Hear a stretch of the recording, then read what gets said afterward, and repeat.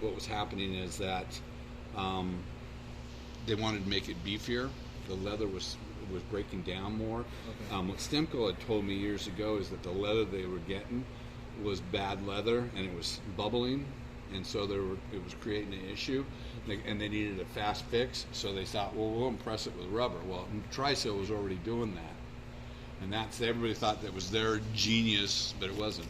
So obviously you put it up here. We're going to install it. We're going to do everything. Okay. So what you want to do is you want to put non-hardening sealant, okay, and you want to put it across here, okay, not a gob, but quite a bit up there.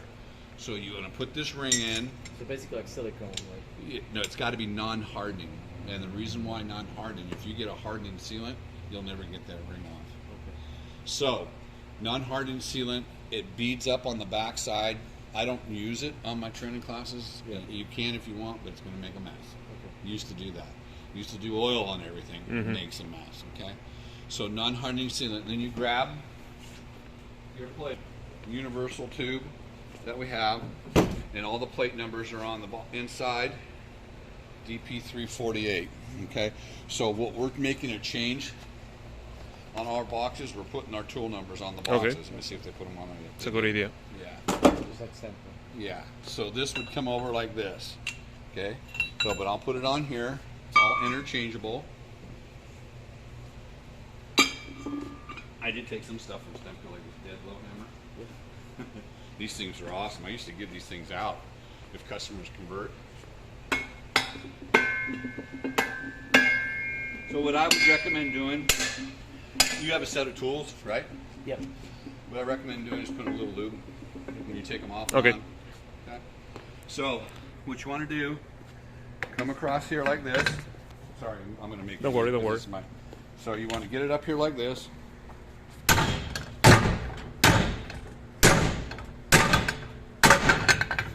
Okay. Once you pound that on, you want to check. You see this, where this is sticking out right here? You're going to have a leaker. Mm-hmm. Okay, see how it's flush right here? Okay, so now what you need to do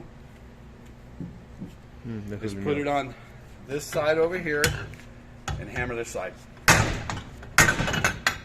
Okay?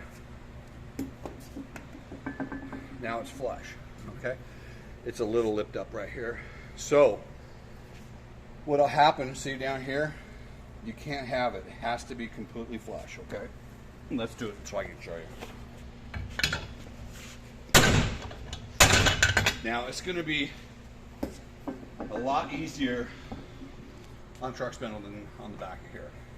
Okay? So now that's flush. That non-hardening seal, beat it up. Okay? So now, there's that's no dirt and water can get underneath. Okay? So now, you get your bearing and make sure that you oil your bearing. I'm not oiling it here. This way. Okay?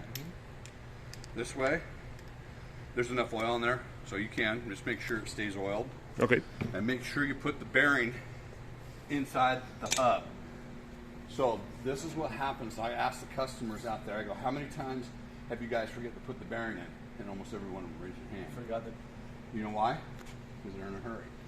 And we talked about it earlier. You're not in a hurry here. Take your time, follow the procedures, okay? So you grab your seal.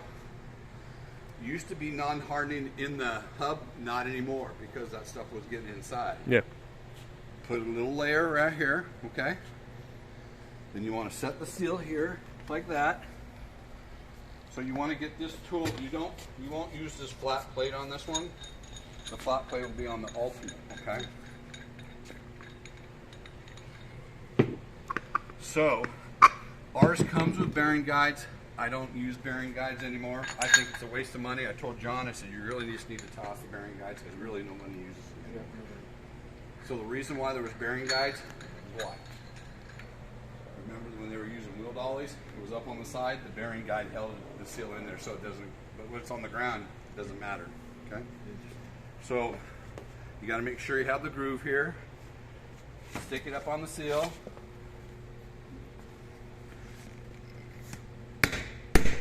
Listen to the different ding. You hear that? Yeah. I'd pick it up, spin it around, hit it again. Okay? So, that seal's installed. So the next thing you want to do is check to see if that bearing spins free. So, if that bearing does not spin free by hand, go ahead and do it. The bearing, yeah. Guess what? You got the wrong seal. Remember we talked about that race on the hub? Yeah. It may be up too far because people have a hell of a time getting those races in there. Okay. So now, you check the bearing, all good to go. Whatever lube that you're using, Yeah. put it on your finger. It has to be the lube that's in the system. Don't use this type of lube. Yep. I'm using it because it's on my Yep. training Okay. stand. Okay.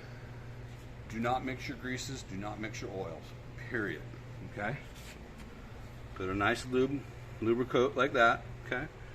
All the way around it. Pick the hub up. Stick it on here. And you shove that seal over that ring. That's the only seal that we have that you shove onto that ring. Okay? Now we're on a clean surface. If that lip was sticking out, it would have cut that inside lip and we would have had a leaker and you wouldn't even known it. So make sure that it's flush. When I go out to people that are using this seal or the Guardian, HP Guardian with Stemco, that's sticking out that far, and I know why exactly happened. That was from the factory.